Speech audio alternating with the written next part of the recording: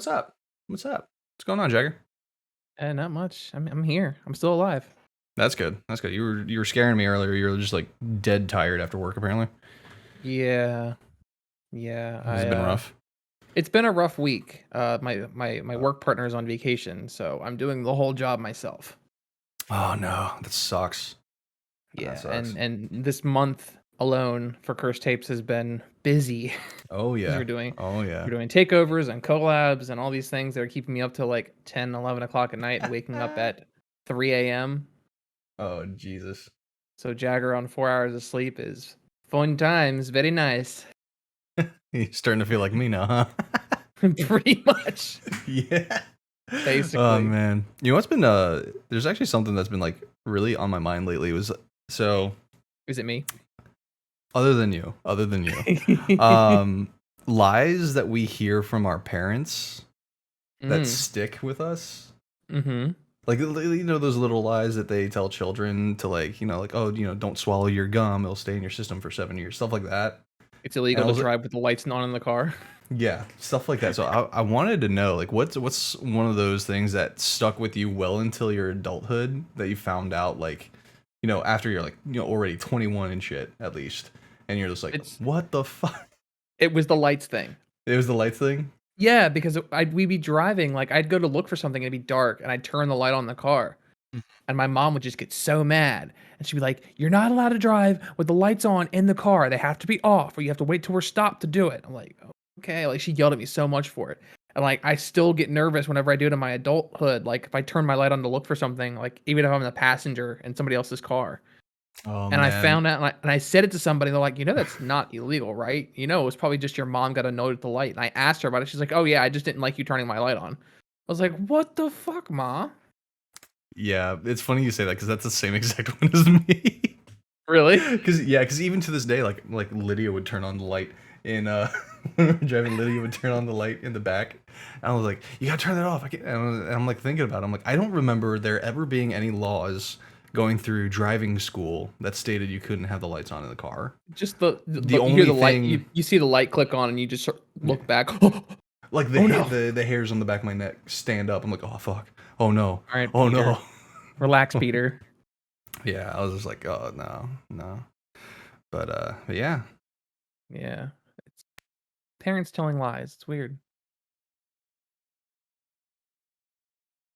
Hey, yeah, Jagger, you got something to say? I said it. You asked a question and I answered. No, the thing. What thing? We talked about this earlier. Remember the whole 4 hours of sleep thing? I don't know what you're talking about. So I told you. Oh, they're looking. I told you were gonna run the intro. Oh. Yeah. I don't do that. No, we were gonna switch it up because we wanted to show everyone that you and I are equal co-hosts in this. I didn't want to do this whole thing by myself. I wanted you to take the forefront and remember? You remember that? Oh god. It was in Discord. It was we talked about it in Discord. Yeah, I remember now. Oh Jesus. Hang on. I think I can do this. Let me put on my best Xander face. I think I can potentially handle saying good evening, everyone, and welcome to episode 29 of Comic Relief, the live weekly talk show for all things comics, their on-screen adaptations, and everything in between here on the Box Network, the new talk show network covering comic, horror, anime, music news. If you're joining us live on Twitch, please note that alerts are muted as not to disrupt the flow of the show, but will be acknowledged at the soonest opportunity. If you're watching us on YouTube, an easy way to show your love and support is to make that YouTube algorithm happy by giving this video a like, share, and subscribe to the Box Network. If you'd like to stay up to date with upcoming shows and news, join us on Discord or follow us on Instagram and Twitter. Links will be in the description box below, but now on with the show. We are your hosts, and for the first, I'm Jagger. And I'm Xander, and tonight, we're talking zombies. Yeah. But first, the news. The nerd news. Yes, the nerd news. The biggest one, in my opinion, so far, honestly, is Will Poulter has been officially cast as Adam Warlock, set to appear in Guardians of the Galaxy Volume 3. Following a Yeah. string of internet rumors, director James Gunn took to Twitter saying, quote, "As you guys know, I often strike down false rumors, so welcome to the Guardians family, Will Poulter. He's an amazing actor and wonderful guy. See you in a couple weeks. Hashtag Adam Warlock. Hashtag GOTG Volume 3." End quote.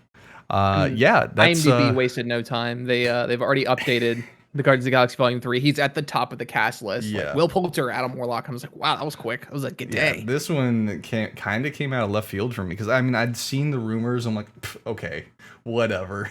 Because like I've only seen him in like We're the Millers and Maze Runner, so I was just like, yeah, Yeah. oh yeah, sure, yeah, he's gonna be Adam Warlock, whatever. And then all of a sudden this Yeah, happens. I was like, and you're like, oh god, he's gonna be what? Adam Warlock. Okay, Yeah, I have high hopes for Adam Eyebrows. I mean Adam Warlock.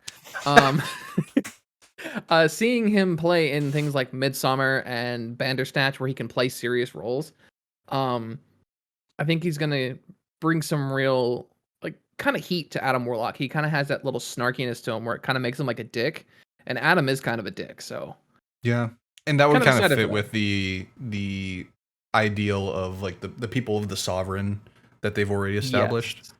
So that It, would it make sense. also kind of fits with the James Gunn feel, where it's like if you take Adam Warlock and look at him through like a James Gunn type of lens, he's gonna be like that snarky asshole, and I think Will Poulter can really pull that off. My only concern is, are they going to even hint at Magus? I don't know. I mean, there's a lot of things in secret for Guardians of the Galaxy Volume 3. Yeah.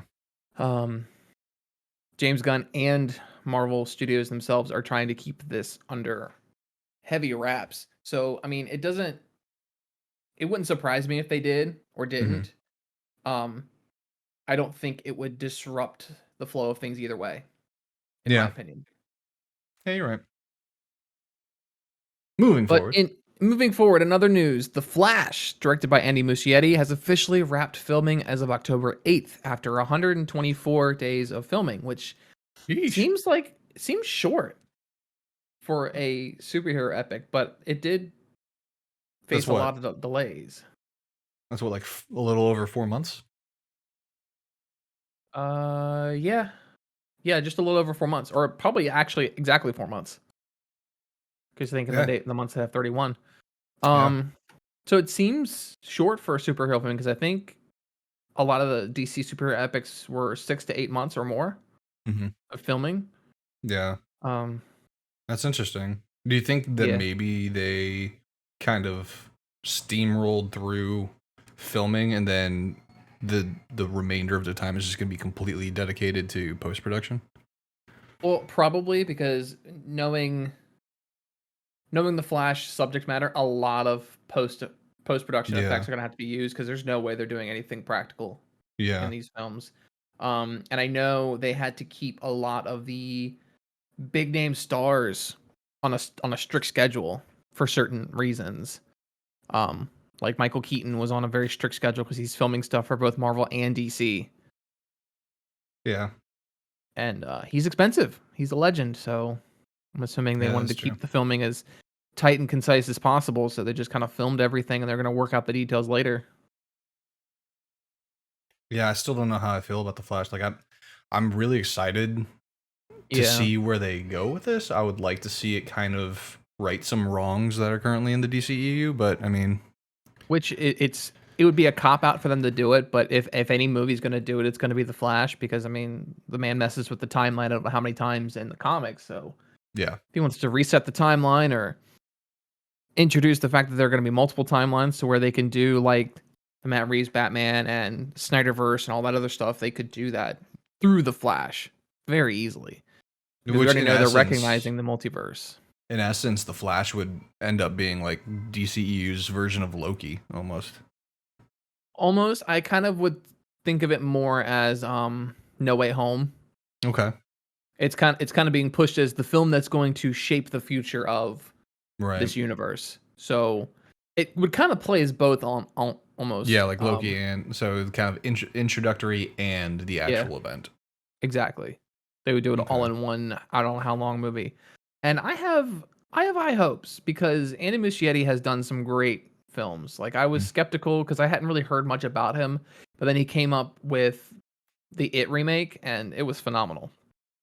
He handled classic source material very well while still paying homage to the original TV miniseries. Um, Yeah, and he always brings in a good team behind him. yeah. The only caveat to that is Warner Brothers.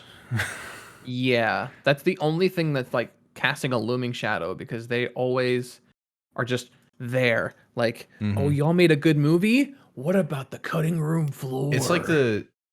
the modern day. Like I say modern day because I mean, in essence, it is the Fair. modern day of superhero films. But like, Mhm. they're like the modern day version of Avi Arad when he. Oh god. Yeah, Oh god. yeah. That's a That's name what that I still equate them makes me to. cringe. Oh my god, dude. Yeah. Wasn't there like an Mm, article a while back where like Kevin Feige like literally had to like call security on Avi Arad at one point or I something think like so. that? I think so. God, that guy. The But nerve. moving forward, Marvel Studios is rumored to have a special celebrating the MCU on Disney Plus Day on November 12th, said to include an exciting look towards the future with lots of surprises. Now, I'm speculating that's going to be a couple new titles. I'm Looking thinking forward that to too. filling out the dates of Phase 4. Yeah, I'm thinking that too. I'm thinking more Disney Plus shows like because there have been rumors about Tiana Paris returning as either Photon or was it Spectrum? Mhm. Is that the other name? Spectrum, yeah. Yeah, like whatever one they I think Photon would be better, but Yeah, it would considering her introduction into her superpowers, she saw like a spectrum of wavelengths. I would assume they mhm, might actually go with Spectrum, but probably it would make sense that they would announce that relatively soon, considering the Marvels is going to be coming up next year. next year. And then also Miss Marvel coming up on Disney Plus as well. Yeah. Let's see, I'm trying to remember what other rumors as far as Disney has gone. Other than like the speculated Punisher and Daredevil rumors that have been floating Yeah. around. That's There's all there's that's all I've there's really been heard. those rumors and I'm kind of thinking they may give us another like little snippet look at Spider-Man. Yeah, I would Now that absolutely love that. now that um now that it's been well into the release of Venom 2, I think they might start like leaking some more things. Like a I second just want trailer. them to debunk whether or not we are getting Spider-Men in this film. They're not going to. I mean, if You they don't think do, so? if they do, it'll be like really close or about the time that the fumes of the trailer release kind of die off, which would be in a couple weeks. Because Okay. I mean, look how long they made us sweat for just a trailer, Yeah. like a trailer at all. Um, but the buzz is still going. The buzz is still rolling on the internet. So I mean, they're still riding the Spider-Man train hot. Um, so I think they'll wait a good while before doing it if they do it at all. Well, Because I mean, considering what happens in Venom, I would mhm, say probably whatever their kind of time frame for like spoilers for Venom 2, what if they have yeah, one, once yeah, that like the statute of limitations is up on that, I would say that probably they would start implementing some of those kind of teases. it'll probably Um be after the movie goes out of theaters. So okay. I'd say another 2-3 weeks at the most Okay. is when they should start leaking some more stuff, like Yeah, I'd be really leaking. excited about that. Yeah.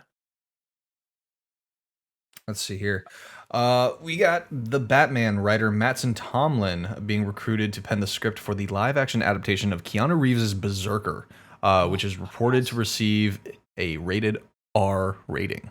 Oh my Which god, you are very familiar with this comic it's book. such a good comic, dude. Like I never really knew Keanu Reeves as a writer. Like I've always seen him as like an actor, a public like spokesman, whatever. But reading this story, it's like if you took like take the idea of John Wick, give him the powers of Vandal Savage,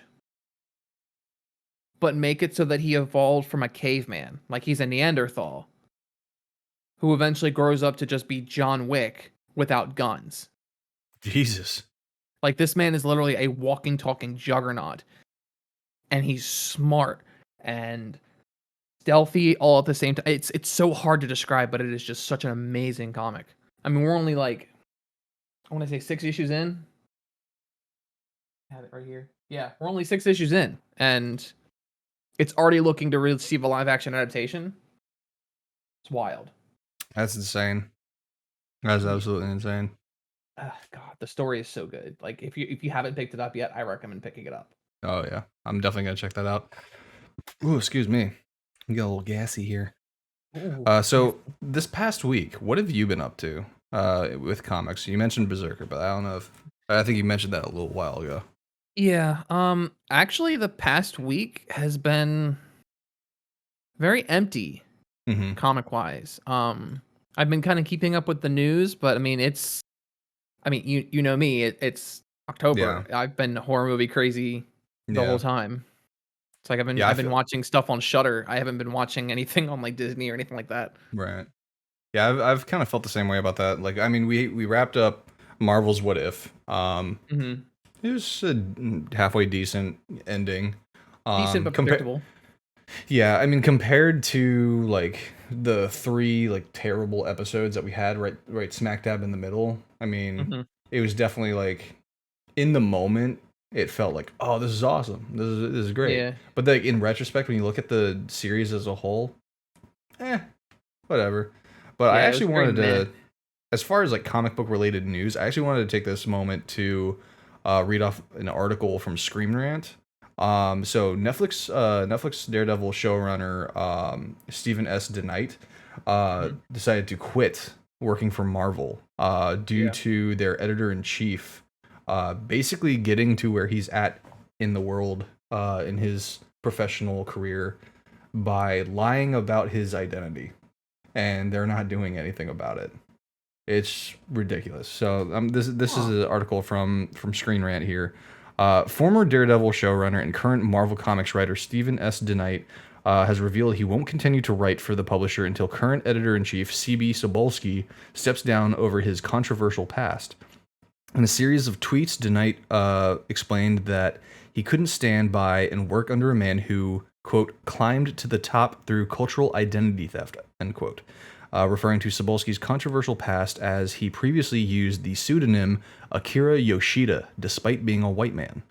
Mm. After rumors that he previously used the pen name Akira Yoshida, Sobolski admitted he used the pseudonym after being promoted to editor-in-chief at Marvel Comics.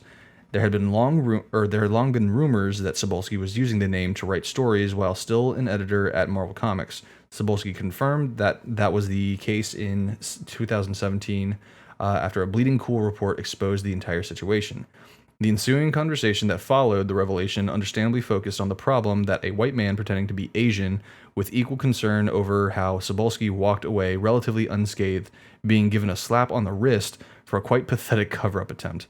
It's also important to note that Sobolski didn't just impersonate an Asian man either. He used that false identity to act as though he was an authority on Japanese culture. The Yikes. criticism lobbed his way from the Asian community and beyond was fair, and despite calls to fire him, Sobolski managed to convince Marvel his past problematic actions were a mistake. Stephen S. DeKnight voiced his concern about Sobolski's past and position at Marvel Comics once alerted of his previous controversy. The former Daredevil showrunner and writer of 2 titles of the upcoming Wastelanders series questioned how Sobolski could still have a job while calling his actions completely unacceptable.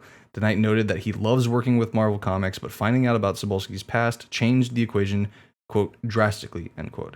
Adding, quote, there are so many great editors there. To allow a man who climbed to the top through cultural identity theft to remain in that position is I'm not that smart. I'm just going to say it's just no. And I'm going to end it there. This is ridiculous. Like, how is this guy still... Why does this guy still have a fucking job? I don't Like when know. I like mean, it popped up in my like Google like just like news feed, like you know how Google's always listening to you and like they'll just mhm, give you like news articles that you might be interested in. This just yeah, popped up right at the top. I'm like, are you fucking kidding me, bro? Fire yeah, this that's man nuts. now. Yeah. And I will always have respect mostly for Steven S. DeKnight because he's given us a lot of great shows over the years as a Oh yeah. writer and then as a creator. I mean, for those of you who don't know, he started out as a writer on Buffy the Vampire Slayer, Hmm. moved on to direct, write, and produce the show Angel, direct and write for Smallville, Dollhouse, and then he created the Stars series Spartacus and all of its spin-offs, well, continuations. And then he moved on to working for Marvel and did Daredevil, and then unfortunately gave us Jupiter's Legacy. Um, Unfortunately. unfortunately, but everybody has a nick in their career. Hmm. Um, this really has me wondering what the Knight's gonna do and who he's gonna go work with from here on out. Um, Imagine he goes to the dark side and just goes to DC, or even better, Image Comics. oh, don't get my hopes up because I'm just imagining, okay, him teaming up with HBO Max to create a live action Spawn series where it's Spawn's universe, so we get like Gunslinger Spawn and Medieval Spawn, Mandarin Spawn, all these different kinds of specials, but with like that Spartacus feel and like Oh yeah, that kind of budget and effects work. Oh my god, no, that would be sick. I'm getting tingly just thinking about it. We But should move yes, so on. if you want, go to Twitter and just type hashtag Fire Sobolski, please, for Yes. me, because Yeah, he does not need to be no, at he deserves Marvel to be Comics fired. whatsoever. He But deserves to be fired. anyway, let's go ahead and move on to the main meat and potatoes. That's the only thing I can come up with whenever I get to this. The main portion, the Do main. this every episode. You do this every fucking time. I do this every year. So I'm gonna go ahead and hit a spoiler alert now, just in case you guys haven't seen or heard or read or anything that is going to be talked about here in just a little bit. So prepare your ears for the new and improved spoiler alert. It really does make that noise. I heard it through your microphone. It's so loud. I love it. I love it. So we're gonna Wake start up, off with people. The Walking Dead. Take it away, Jagger. All right, The Walking Dead. It's an American post-apocalyptic comic series created by writer Robert Kirkman, not Cookman, Kirkman. It began in 2003. It was published by Image Comics. The series ran for 193 issues, with Kirkman unexpectedly ending the series in 2019. Apart from a few specials, the comic was published primarily in black and white, but the comic began seeing colorized versions issue by issue, colored by Dave McCaig, starting in October 2020. The story focuses on Rick Grimes, a Kentucky deputy who's shot in the line of duty and awakens from a coma in a zombie apocalypse that has resulted in a statewide quarantine. After joining with some other survivors, he gradually takes on the role of a leader of a community as it struggles to survive the zombie apocalypse. The Walking Dead received the 2007 and 2010 Eisner Award for Best Continuing Series at San Diego Comic-Con International. The series was later adapted into the AMC television series The Walking Dead, which premiered in 2010. The television program loosely follows the storyline of the comic book, very loosely. The franchise has also spawned multiple additional media properties, including video games such as the Walking Dead video game, two companion television series, Fear the Walking Dead and The Walking Dead World Beyond. Webisode series, The Walking Dead Torn Apart, The Walking Dead Cold Storage, The Walking Dead The Oath, and The Walking Dead Red Machete. And various additional publications, including novels such as The Walking Dead Rise of the Governor. We also have the Telltale Walking Dead series that came out. Which I Bethesda's believe playing, I would say that is probably the best adaptation of the Walking Dead source material that I have encountered. Yes. Because when it came to the series, I watched maybe like the first season. That was about it. And then the I only followed up other until certain like major plot points. I was in it for Negan. Like his character in the comics is phenomenal. Super deep and complex and interesting. And I was waiting for them to introduce him, and I was super excited when I found out who was playing him because Jeffrey Dean Morgan is one of my favorite actors of all time. And then they did it. The first season with him in it was amazing, and then it was just like, okay, now they're straying from the story, and I don't like this. And the more it goes on, I'm just like, okay, Now we're just dragging things out, and you're making things up as you go along because you want money. And thank God it's finally ending this year, 11 seasons later. Jesus, 11 seasons. God, I remember when it first came out, and I was I mean, you got to think holy it's shit. been 11 years. Yeah. God, I that's think there was wild. I think I there was was still in one high school time when it first came out. I had just graduated when Holy it came shit. out. That was my graduation year. It was 2010. Holy shit. Actually, I Yeah, no. remember I was in college because my roommate, actually, he was super hype about it, and we didn't have our TV or anything hooked up yet in our dorm room, and he was like, "Let's go to the lounge and watch The Walking Dead." I was like, "Okay." So we got a bunch of people together and we watched The Walking Dead on premiere night, Damn. and we would do Yeah, that every week. We were super hype about it. I remember I had a lot of people at my last unit. They were like super into it. So Hmm. anytime there was a new episode, they're like down in the rec deck. Like we had this big projector, and they would just hook it up and just down there watching. I'm just like, what's going on? Hmm. And they're like, oh, it's The Walking Dead. And I'd like tune in. Like this was long after I'd stopped watching it, and I just tune in. Same shit. Bunch of Yeah, walking, bunch of talking, very little zombies. a lot of not a lot of dead. Yeah. I was just like, this They is should have just called it The Walking Talking. yeah, the walking. Or just the walking sometimes. I'm just like Walking. but no, like the Telltale series, that was what kind of like piqued my interest a little bit more Hmm. because they did such a good job of creating, and I don't even know if these characters are actually legit in the comics or not, They're not. but okay, even better in my opinion, because it's loosely based on the source material. You have a Hmm. couple of characters from like the series that you might Yeah. recognize that pop up, but they did such a good job of like creating these characters, creating these stories, and you actually felt something whenever something happened. Whereas like the show, I was just like, cool, I guess. Yeah, pretty much. The Telltale series loosely takes the comic storyline and kind of adapts it for what it is.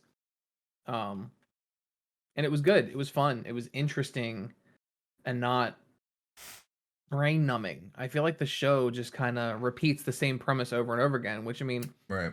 you can't do a whole lot when it comes to the zombie apocalypse because everything's been done to death by this Yeah. point in time. I mean, you got to think when the first zombie movie came out with Night of the Living Dead back in the 70s. They were just making the transition from black and white to color, and George Romero was still shooting in black and white. Fast forward to now, and how many zombie films can you name? So many. Yeah, I mean, it's it's wild.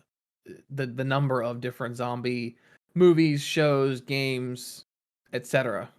Yeah, in such a over. I mean, granted, I still consider it more of like a kind of like a cult following, but still an oversaturated cult following at Yeah. best. Um, like, what do you do with something like that that makes it different? Um, Well, I hear a lot of people's complaint about the live action adaptation. And they're like, why have a zombie show that's more about the people? And my answer back is always, what's interesting about a zombie? Like, could you imagine a zombie show or much less short form, a zombie movie from the zombies' perspective? They tried that with Warm Bodies yeah, and realized it was boring. So they're like, okay, I guess we got to introduce a romance and make him more human, and give him human problems because zombies aren't interesting. Humans are. Humans' reactions to the end of the world is what people go to see. Which is why I stand the fact that 28 Days Later is the perfect zombie movie. I still don't. Excuse me. God, I'm so you make me gassy, dude. Uh, All right, I still. Josh, um, it's no, decay. the beginning though, the cause of the zombie apocalypse in 28 Days Later, that still gets me. Like Oh yeah. these motherfuckers, y'all Mm-hmm. couldn't just listen, like Nope. just fucking listen, bro. Nope. It's such a good like trying to think of the word introspective look at how humanity is on all sides. Like you get a look at how the scientists were, um, how the original like the first infected like patient zeros were, and then how the survivors were that knew about the outbreak, and then how Cillian Murphy's character, who knew nothing about it, Mm, comes into the world learning this shit out of nowhere. It's basically the first episode of The Walking Dead. Cillian Murphy Yeah. is Rick Grimes with a legitimate human reaction. They made Rick Grimes so robotic in the show that it was just uninteresting to follow. The people Yeah, I around him felt were that more too. interesting. The He was like people a around him were more robot with a interesting 'cause they southern were accent. yeah. I am a robot, sir. I shoot guns. I was a sheriff. Carl, get back at the house. Carl. Carl. It's funny because in the back of my mind, I was thinking, can we make this entire episode without saying Carl? Nope. Nope. One of us was gonna do it. Yep. It had to be me. Oh god. My cross to But bear. so how familiar are you with the original source material? Like, did you? I've read the fat ass omnibus cover to Ooh, cover. I've read the whole okay. thing. And so how did you like the original? The comics are great.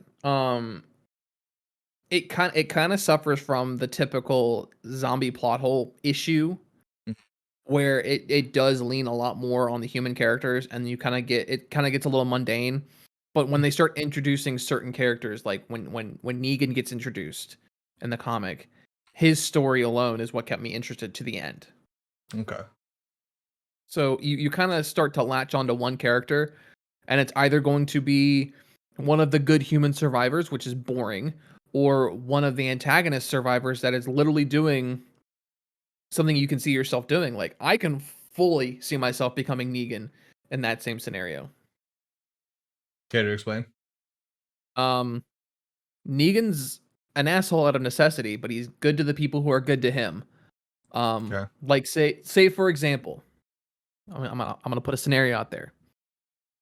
The entire Box Network and all of our friends are together on a trip, like on vacation. We've all met up. The zombie apocalypse breaks out. We're all sticking together. Someone's taking charge, and it's probably going to be me because I've seen enough horror movies to know what not to do. And then Fair. everybody's going to have a role. There's going to be a hierarchy. We're going to establish our new shit. And if people fuck up, you're gone.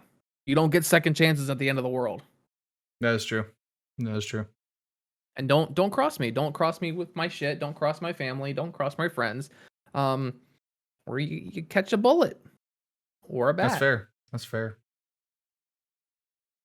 I mean, I just fully see that happening, and that's the thing about the comics is when they give more detail about the characters, you can kind of see yourself as one of the characters, and when you can kind of grip onto a character like that, it's what gets you through it.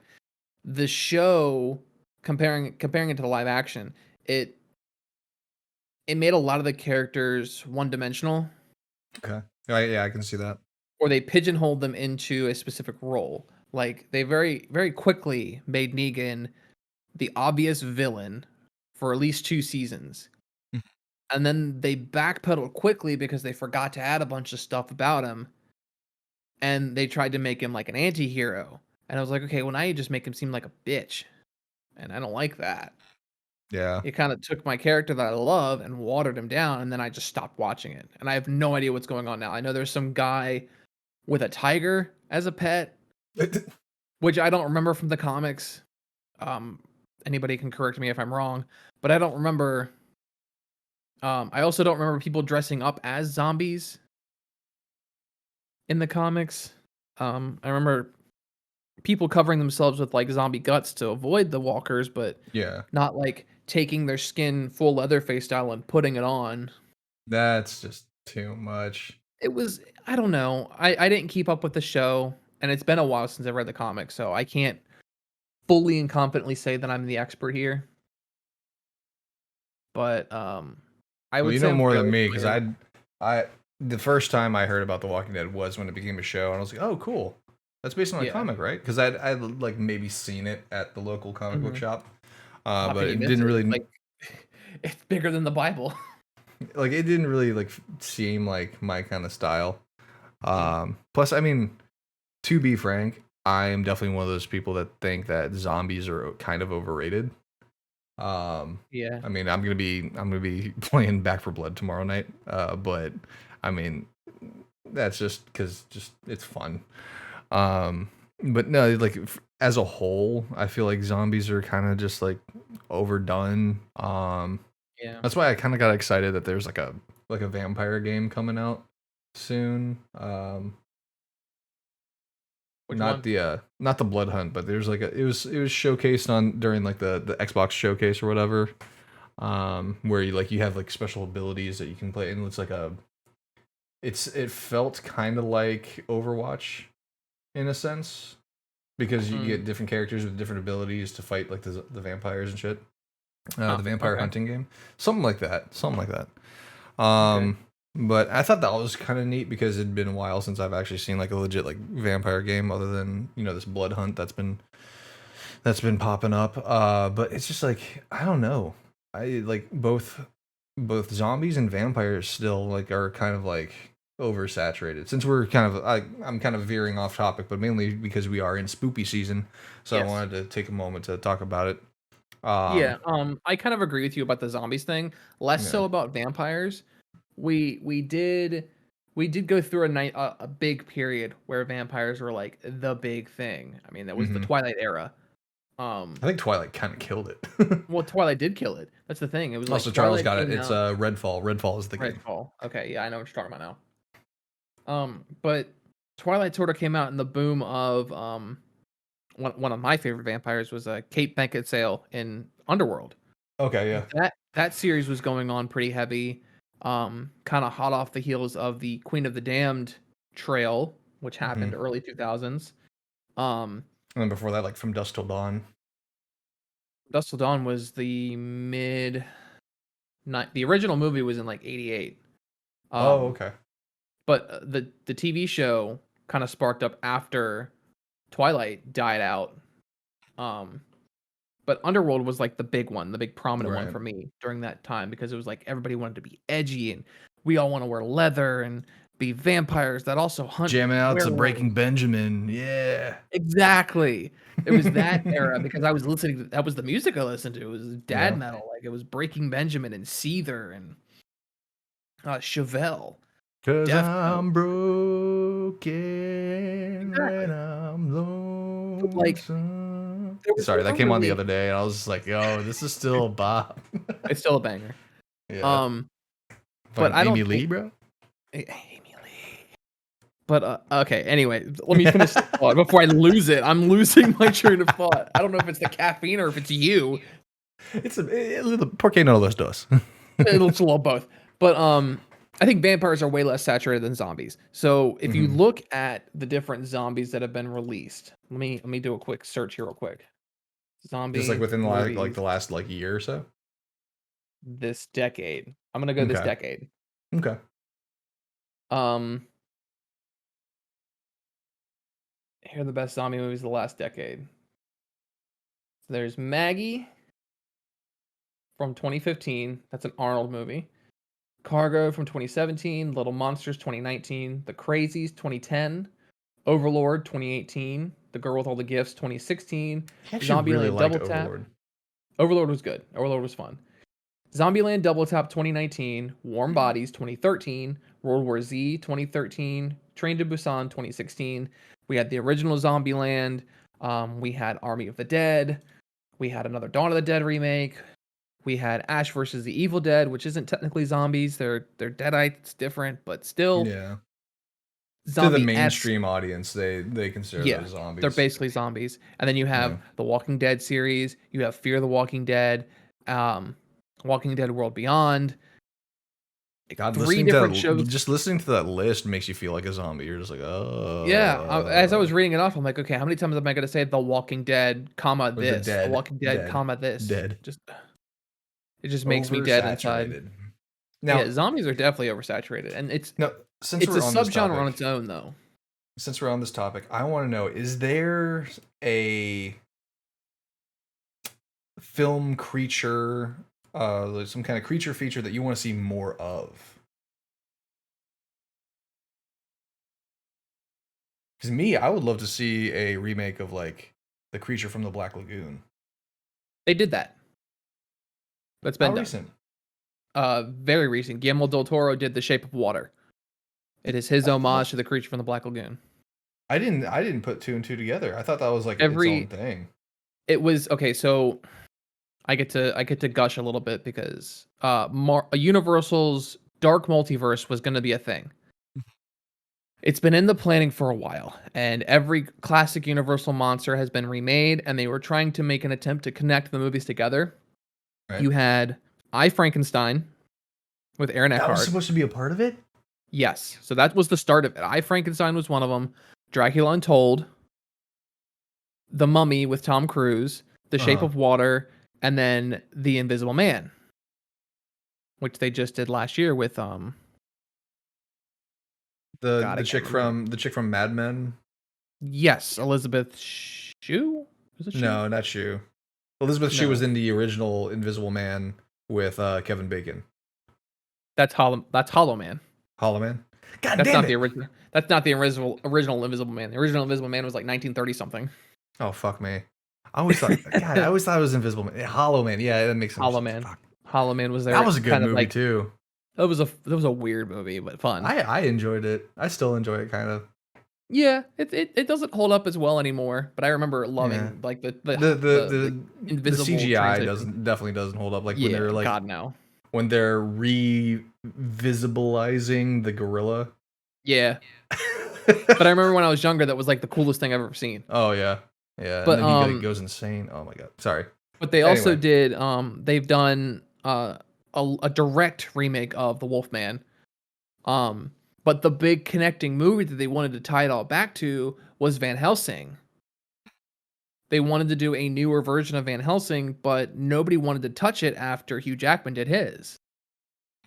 Because let's be honest, the movie's great. That's true. Gave us our best version of Dracula, which I have behind me. The coolest version. Hey, yeah. Bad. I mean, just look at this thing. Like, the most menacing, sick-looking version of Dracula that we got as like a Dracula's monster. It's insane. That's pretty sick. Do you know what I would actually like to see a remake of? What? What was it? The League of this was Sean Connery. League of Extraordinary Gentlemen? Yes, I would love to see a remake. Don't touch that movie. It's horrible and awful, and I love it. Oh, I absolutely love that movie too. I still go back and rewatch it. It oh my god, nostalgia. Freaking Dorian Gray. I remember seeing that, and I ended up watching the movie, The Picture of Dorian Gray with it was the same guy that played Jigsaw in the Punisher series, the recent Punisher series. There's a lot of sex in that movie. Yeah, there is. It's not just like not just heterosexual sex, like just sex it's like, with anything and everything. Like, yes. Oh my god, I was not expecting that, but it is an interesting concept, like the whole idea with the painting and stuff like that. But that's our spoopy season tangent. Let's move on forward to our next half of this, which is Marvel Zombies. Yeah. Marvel Zombies is a 5-issue limited series published from December 2005 to April 2006 by Marvel Comics. The series was written by Robert Kirkman. Huh, that's a familiar name. With art by Sean Phillips and covers by Arthur Soydum. I'm butchering that name, but I'm going to say Soydum. It was the first series in the Marvel Zombies series of related stories. The story is set in an alternate universe where the world's superhero population has been infected with a virus which turned them into zombies. The series was spun out of events of the crossover story arc of the Ultimate Fantastic Four, where the zombie Reed Richards tricked his ultimate counterpart into opening a portal to the zombie universe, only for the latter to contain the former from ever coming to his universe. So in very typical Marvel fashion, things just it's convoluted. Yep. It's very convoluted. Very hard to grasp, which I think they do on purpose, just so that people just give up on trying to understand it and then just take it for what it is, which is kind of what I did in reading Marvel Zombies. So, are you familiar with the source material on this one? Yes, I actually have the full Marvel Zombies run. So I'm vaguely familiar with it. It's been a long time since I read it. Yeah. But this one was weird to me. Like weird in the sense that like the virus was known as the hunger. Yeah. It deteriorated their bodies. They had just an insatiable hunger for Hmm. human flesh. But they still retained their thoughts, their powers, all Yeah. that. Yeah. So I'm like, this is just wild to read, and it didn't really like the moment it really like hit me where this is just fucking weird was the moment where Bruce Banner, well, the Hulk becomes Bruce Banner again, but his stomach is bulging and you can kind of like make out like the outline of like arms and legs and stuff like that. And Mm. he's like sitting there trying to figure out like a scientific answer to this. I'm like, Yeah. what the fuck? And then they're just like, oh, like they're just like walking around. Where's my jaw? Where's my bottom jaw? Yeah. So my takeaway with this whole thing, and this may be a hot take for a lot of fans of the series. The only good thing about Marvel Zombies is the art style for me. I think the story is a little too convoluted. Um, and sad to say, but also lucky for me, the only other time the Marvel Zombies universe actually gets grounded a little bit better and explained better is when they did the crossover limited run Marvel Zombies versus Army of Darkness, where they bring in Ash Williams from the Evil Dead series. And it's Not familiar literally with that one. yeah, it was a limited run. Let me make sure that I have it right. I want to figure out how many issues it was. Um Marvel Zombies versus Army of Darkness. So I have these as well. Oh no, I don't have the Marvel Zombies. I have the Marvel Zombies versus Army of Darkness. That's what it was. So it's this was the 5-issue run. It was Marvel Comics in association with Dynamite Entertainment. It was an intercompany crossover where Ash Williams from the Evil Dead film and comic book finds himself in the Marvel zombie setting. Um, it's continuous with the Marvel Zombies prequel, Marvel Zombies Dead Days, and explains events happening in the prequel, such as information regarding the zombified century, which initially spread the plague. So it's an explanation of the origin of the virus a little bit more. Okay. But Um, let it be known it wasn't a quantum virus. Looking at right. you, Marvel Studios. Oh God. Yeah, we're gonna talk Um, about that here in a minute. Prior to the release of the first issue, Newsarama published a preview revealing the birth of the zombified Avengers, Ash's descent into the Marvel Zombie universe, and the infection of Spider-Man. God, But can we talk this, about Spider-Man in that comic too? He cried yeah, every time he ate people. yeah, I see that's one of the things that I just don't like about the Marvel Zombies run. The story's convoluted. They kind of just tried to do too much, Mm-hmm. and it felt like a trial run. And remember, I said that because I'm going to bring that comment up again here in a minute. It felt like a trial run to gauge people's interest in things, and I think it failed. And they kind of just keep trying to bring it back every now and then Mm-hmm. to see, like, hey, y'all still like zombies? And we're all just kind of like, eh, y'all like zombies? Y'all like comics? right? That was not a jab at your social media post, I swear. Yeah, no, I feel the same way. And then like when they adapted it recently in Marvel's What Ugh, If, they like and even like worse. this is what gets me. They sat there before What If even came out and they said, and I quote, "The Marvel Zombies episode will be the closest to the source material than any of the other stories. The only reason it was the closest to the source material is because it was the only episode that had source material to go off of. No, the Other other than ones have source material. so, Very light source material, but it's there. But okay, so the Marvel so that Zombies was a lot. episode Yes, was Charles. the closest to the source material, and by that they mean they recognize that there is source material, but they also throw that in the garbage and ignore it because everything about this was different. The only thing that was accurate to the story is that Marvel superheroes are zombies. Yep. Um, they change it Close. to a quantum virus. It's not called the Hunger anymore. Yeah, They that was give also no lazy writing right there. Just stick quantum th in front of something and just run it. yeah, and they butchered the storyline so much because they tried to fit it into an episode, Hmm. and that goes back to when we were covering What If episode by episode, where we even said it. This feels like a viewer poll, like a trial run Yeah. of different storylines to see, hey, who's interested in what? Who's going to talk about what? And I said it when we talked about the Marvel Zombies episode. Um, I think this would have been better if they had adapted it as its own animated series. Keep the same What If animation style, but actually adapt the comic book because that opens the door to a whole lot of different things. Because you could do a spin-off special Hmm. where it's Marvel Zombies versus Army of Darkness. You Yeah. can do a prequel season. You could do so much with it. I I would mean, even I would even argue that if they were to do that, take the source material, but make the writing a little bit better. yeah, Like, fill in the plot and holes.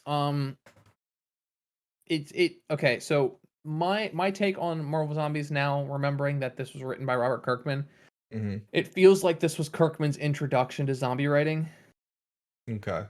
Did he and then write he this? took Did he write this pre The Walking Dead? yes, because The Okay. Walking Dead ran from Yeah. 2003. What was it? Oh, it was the middle Okay. of it. So 2003 to 2019 was The Yeah. Walking Whereas this Dead. was, yeah. So this is 2005. So it was still early on in the. Yeah. Okay. Yeah, but I mean, you got to remember, at the same time, Kirkman was juggling a lot of things because he was Mm-hmm. co-writing on both The Walking Dead and Invincible at the same time. Yeah. And then Marvel approached him to write this, so he wrote this while he was writing Walking Dead, Invincible, and then one other comic series that I don't remember the name of. It's not important. But Mm-hmm. he was writing a lot of different things. So looking at Marvel Zombies through that light, it kind of makes sense that it's really jumbled because I think he might have been getting his plots confused. Yeah. Yeah, and I can see Um, that. Like, especially like it's something that I've even noticed personally. Like when you start to mhm. spread yourself too thin, you're gonna start lacking in one area or another. Oh yeah, for So sure. it's all about finding that balance. Yes. If you are gonna take that stuff on, which I think I've finally I'm getting to a point where I You're getting can there. comfortably say that I'm giving equal effort into all facets. Yeah, you're Um, getting there. but it's just sleep. Sleep is the one that's lacking right now. That's why I said you're getting there. Yeah, we're getting there. We're getting there. Sleep will But continue to elude you. but yeah. So, what were your initial thoughts? Kind of like knowing that Robert Kirkman did The Walking Dead, and then going into Marvel Zombies. Did you have any expectations when you saw that Robert Kirkman was doing Marvel Zombies? So when I read Marvel Zombies initially, I it was in the era of time where I didn't pay attention to who was writing what. Mhm. I just read things that interest me. So like if Okay, I saw a cover that looked cool, it's the same way I pick beer. If the cover looks cool, I'm gonna pick it fair, up. fair. That's how I I mean, am with most things. Being a designer, I usually just like, oh, that looks fancy. That looks and nice. I'm also the kind of person that I'll buy stuff just for the cover art. The story might not even be good. Like Oh yeah. Oh yeah. I picked up this graphic novel, The Witches or Witches, just because the cover art looked cool. Like I'll show you, and the story is garbage. It's not even fun. Like this cover Oh, art is that what looks sick. it looks sick, but I don't like the story at all. That's a shame. And it's an Image Comics thing. But Yeah. I picked it up for the art style because not only does the cover look cool, but like the art style is amazing. Oh wow, that's gorgeous. Yeah, it's gorgeous art, but the story is extremely lacking. Oh, that's Uh, unfortunate. it's very unfortunate, Yeah, I'm the but I same way have with it. when it comes to covers. Like I am a diehard fan of Francesco Mattina. Hmm. He's done a lot of like the Spider-Man 2099 covers. Yeah, yeah, yeah. I think he might have done Deceased. I'm not sure. I'd have to double check on that. But What was he's the done a artist name lot of again? great work. Francesco Mattina. Francesco Mattina. And there wasn't a Googler here.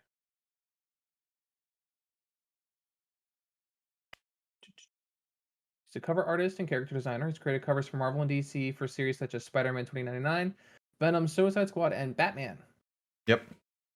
He's also created artwork and promotional materials for Guardians of the Galaxy 2, Avengers Infinity War, Black Panther, Spider-Man Homecoming, and he's currently the cover artist for Todd McFarlane's Spawn. Yep. I've seen a couple of Okay. those running around, so Oh yeah, so all take of his a deep latest dive into ones. that. Oh my gosh, he did the infamous King Spawn on the Throne of Hell Yep. from issue 314. Okay, so yeah, I agree with you. Francesco Mattina, fantastic artist. Absolutely. Did not know he was the current cover artist for Spawn. But I while didn't we're know on that that either, topic, so. the next issue of Spawn that's coming out this month features a Marvel cameo. Really? Yeah, it has Captain America, Iron Man, and Thor ringing a doorbell to a house, and it's the Violators' house. Like here, I'm gonna see if I can send you a picture. If you can, drop a link in Marvel chat for the viewers as well. cameo. I would switch over to the display scene for you guys, but I don't have everything set up for that just yet, unfortunately. Here it is. Copy. I'm gonna drop it in chat here. It's a link to the article. You just have to scroll down. It's actually it's Batman, Wonder Woman, and Captain America. I'm sorry. Oh, okay. Yeah. I mean, he literally has a sign out front of his house that says "Warning: Dangerous Demon. Enter at your own risk" with a little Spawn plushie on the front doorstep. But it's like kids dressed as Captain America, Batman, and Wonder Woman coming up to the Violator house on Halloween. Oh God. It's insane. And that's for issue 323. And it's getting a lot of attention online. That's pretty People are sick. like, yeah. It's another Mattina cover, so his Might art have to get style that. is I might have to get that one. I've been wanting to get like Mattina wall prints for my office, yeah. but Spook it up a any little bit hooser, more. I think we kind of wrapped up our thoughts on Marvel Zombies as well. I mean, Yeah. Thoughts they on took Marvel a Zombies? It's garbage. yeah, it was half decent and maybe comic to total shit show of a show episode. Yes. Um, Honestly, I feel like they could recover it if they decided to do its own series. yeah, just completely retcon it. Yeah, retcon the episode, say it was a multiverse thing, but this is the universe where the hunger exists. Yeah. Yeah, I mean it's good for what it was, I guess. I mean, the only thing I wanna touch on with What if we could go on a tangent real quick, is the fact that they said that they had plans for doing a Man Spider episode, but Yeah. decided to scrap it because it was too dark. Yet we have the Hulk inflating and popping like a zit in one There's of the no blood episodes. involved though. You don't have to have blood involved for Man Spider. The fucking 90s cartoon did it. Yeah, but do you really want to see Man Spider?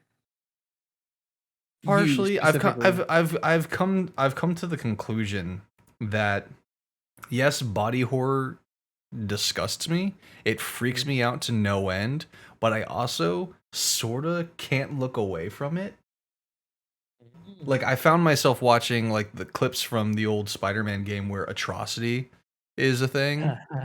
Yeah. Yeah, and you have like that tentacle coming out of the mouth and like the fucking Mhm. like all that shit. And I was like, oh, this is disgusting. And like there have been times in the past where I'm literally watching YouTube videos of the most disgusting Resident Evil transformations and shit like that. And I think it's like partially like I can't look away from it, but then also at the same time, like I'm trying to maybe desensitize myself.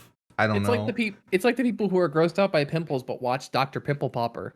They're like, Yeah. "Oh my god, Yeah. it's so gross, but I can't look away." Yeah, it's like that. It's like that. Now, I will say the ones that I just absolutely do not like are the ones like I saw one on Instagram. It was like some like B horror film or something like that, where like there's like a spider that crawls into this girl's mouth or whatever, and then like later on, it's like splitting her head open.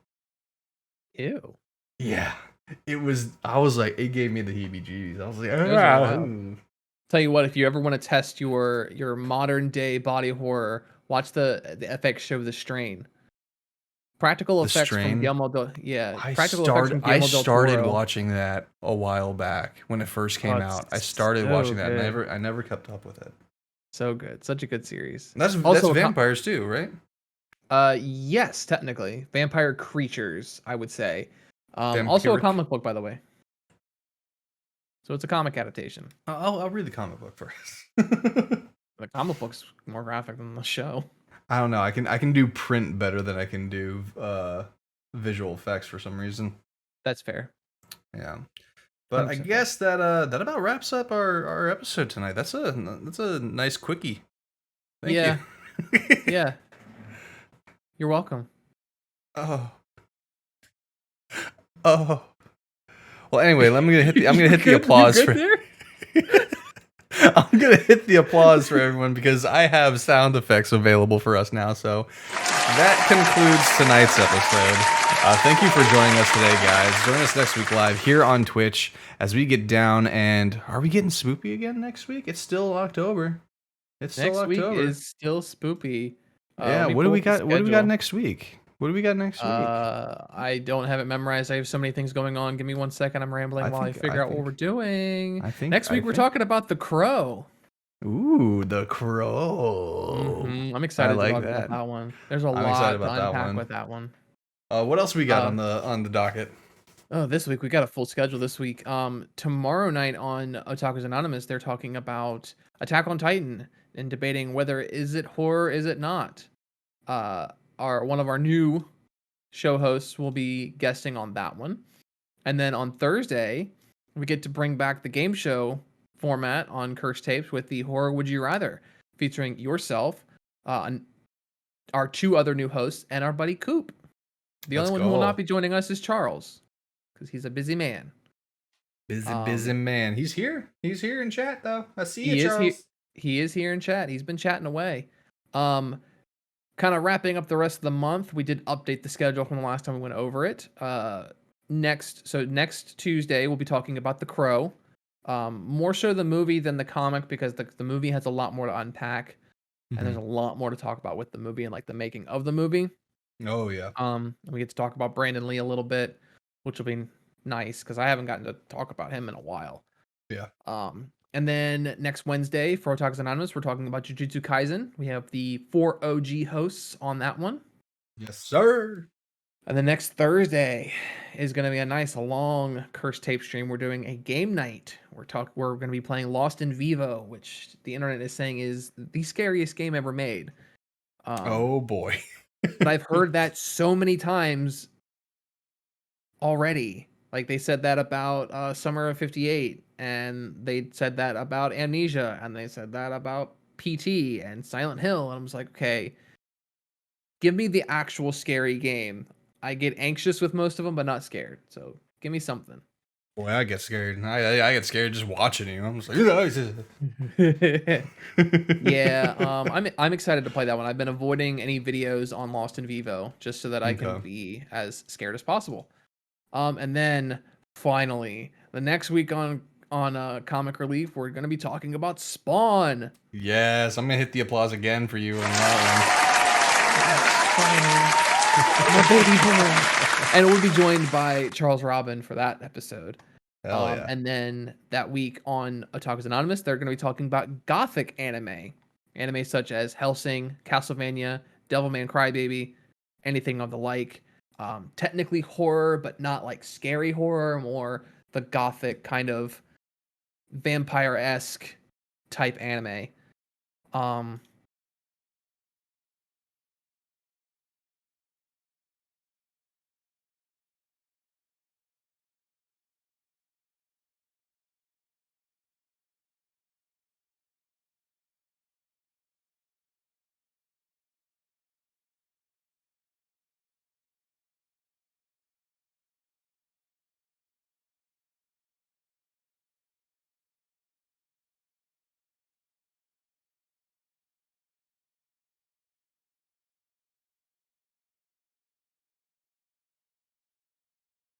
Oh, okay.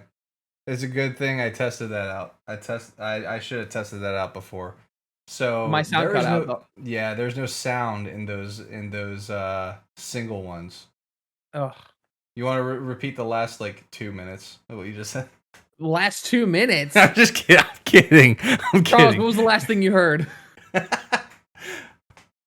Mods, help. Oh man. Give me the Because give me the I realized I went the entire episode without trying out the new single scenes. Okay, gothic And anime was the last thing I talked about. okay. Yeah, so the gothic anime episode is one I might be trying to squeeze myself into. And then that Thursday on Cursed Tapes, it'll be me and Jackson doing 2 sentence horror stories. We're going to be reading some we find on the internet and then possibly writing our own because we're both writers. And then rounding out the month of October, we have our 24-hour Halloween charity stream. Start time to be determined, but it'll run Saturday into Sunday for Halloween weekend. We'll be doing giveaways and games and all kinds of different things. We have a couple interviews that are going to be set up for that day. Guests to be announced throughout the month of October. So pay attention to our socials, Instagram and Twitter. And we'll be announcing and showing some of the stuff we'll be giving away. Right now, we have a one-of-a-kind Curse Tapes hoodie that I'm going to design myself. Both me and Meg are going to customize our own Jason Voorhees masks that we're going to give away. One will be painted and customized by her. One will be built and customized by me. I will be giving So away. everyone's gonna be gunning for the one done by Meg, right? Yeah, everyone's gonna be gunning for the one done by Meg. Hers is probably gonna blow mine out of the water.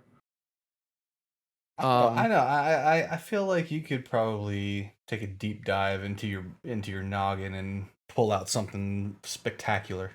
Yeah, I'm gonna pull something I have out. faith. I'm gonna pull something out, and then also I'm gonna be giving away I'm not sure if it's gonna be DVD or Blu-ray yet, but it's gonna be a signed copy of the 2018 Halloween film that I will be pulling from my personal collection and signing and giving away to one lucky subscriber. So subscribe to our Twitch channel, subscribe to our YouTube, and you will be entered. Do the thing. Do the subscribey thingy. Do the subscribey thing, and you'll be entered into the giveaways. That'll be running all month long, announcing and drawing things on Halloween. So, hell yeah. stay spooky. All right. Well, if there are any topics you'd like to see us cover on this channel, please leave a suggestion in the comments down below or in chat while we're chit-chatting around. And if you enjoy what we're doing here and want to help support, please like, share, and subscribe to the Box Network. I hope you guys have a wonderful night, and let's get spoopy with it. We just did. Get more spoopy after hours. You know what? Bye.